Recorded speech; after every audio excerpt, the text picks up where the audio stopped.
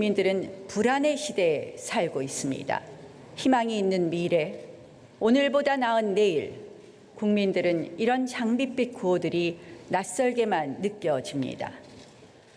콸콸 쏟아져 나오는 붉은 수돗물은 말 그대로 공포입니다. 생명의 위협을 느끼는 재난입니다. 은명초 화재 사건, 정말 상상조차 하고 싶지 않은 비극적 사고로 이어질 뻔했습니다. 언제 나의 일자리가 사라질지 모릅니다. 언제 또 세금 폭탄이 떨어질지 모르고 전기료, 보험료가 폭등할지 모릅니다. 경제 위기는 삶의 불안을 가중시킵니다.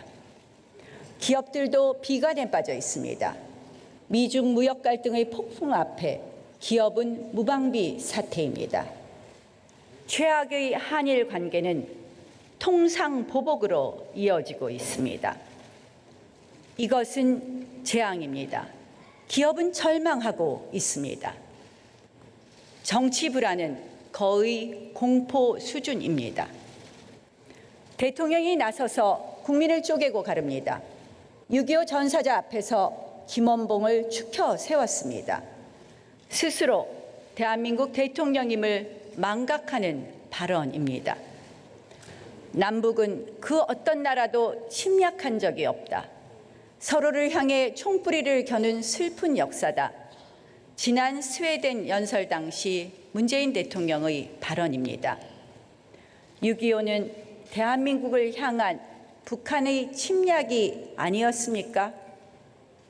심지어 국방부가 북한과 6.25 70주년 공동기념사업 개최를 검토한다는 보도도 있습니다. 김원봉 서운으로도 모자라 이제 6.25 전쟁의 역사마저 부정하려고 하는 것입니까? 독재자의 후예, 빨갱이 발언 등 대통령이 앞장서서 국민 분열을 조장합니다. 생각을 달리하는 국민들은 침묵할 수밖에 없습니다. 정권을 비판하면 불이익이 따른다는 공포심이 학계, 공직사회 등을 짓누르고 있습니다. 공영방송의 태양관 비판 재방송을 대놓고 청와대가 압력을 가해 막습니다. 태양광 비판 방송 제작의 사과 방송까지 강요했습니다. 신문에 정권 비판 칼럼을 쓴 언론인에게는 심지어 토착 왜구라는 모욕까지 가했습니다. 이 정권이 말하는 언론의 자유, 그것은 정권을 찬양하는 언론의 자유입니다. 국민들은 너무 힘이 듭니다. 개인도, 기업도, 국가도 모두 불안합니다. 좀처럼 밝은 미래가 보이지 않는 어두운 긴 터널을 대한민국은 달리고 있습니다. 선배 동료 의원 여러분, 누가 이 불안을 극복해야 합니까? 바로 여기 있는 우리들입니다. 올바른 정치를 통해 불안을 희망으로 바꿔야 합니다. 그런데 과연 우리 정치 지금 어떤 모습입니까?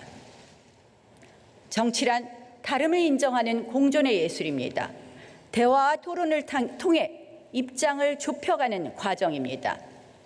그런데 지금 우리 정치가 있어야 할 곳에 정치가 없고 정치가 없어야 할 곳에 정치가 있습니다. 정치 과잉, 정치 실종, 이것이 지금의 위기입니다. 안타깝게도 지난 4월 우리는 의회 민주주의가 무너지는 모습을 보아야만 했습니다. 바로 패스트트랙 폭거입니다. 그것은 정치의 전당인 이곳 국회에서 정치가 사라지는 우리 역사의 비극이었습니다. 국회의장님, 선배 동료 의원 여러분, 우리는 너무나 잘 알고 있지 않습니까? 다수당이 때로는 힘의 논리로 법안과 예산안을 밀어붙인 적은 있습니다. 하지만 선거제만큼은 여야 합의로 바꿨습니다. 그것이 의회 민주주의의 근간을 이루는 불문율입니다.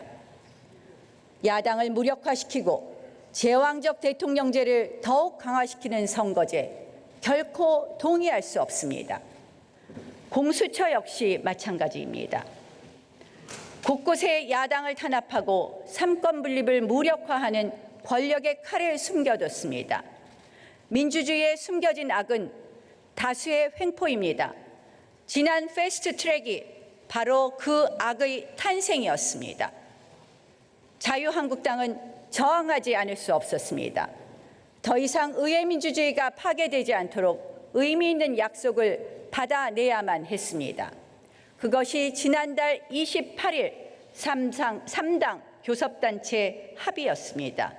이제 국회 정상화의 첫 단추를 꿰었던 것입니다. 국민들께 송구합니다. 너무 오래 걸렸습니다.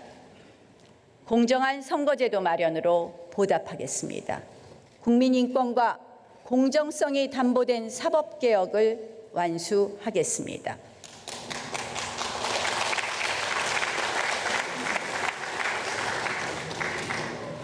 존경하는 국민 여러분, 그리고 선배 동료 의원 여러분, 자유가 없는 민주주의가 오히려 독재 수단으로 오용되고 독재자가 선거를 악용해 득세한 사례를 우리는 역사에서 쉽게 확인할 수 있습니다.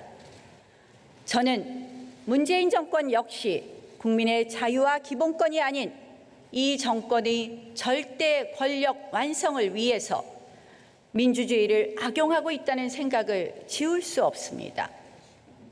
이것이 바로 이코노미스트지가 말한 신독재의 현상과 같습니다.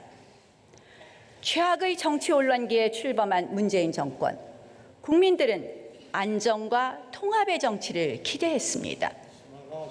하지만 그 기대 얼마 가지 않아 무참히 꺾였습니다.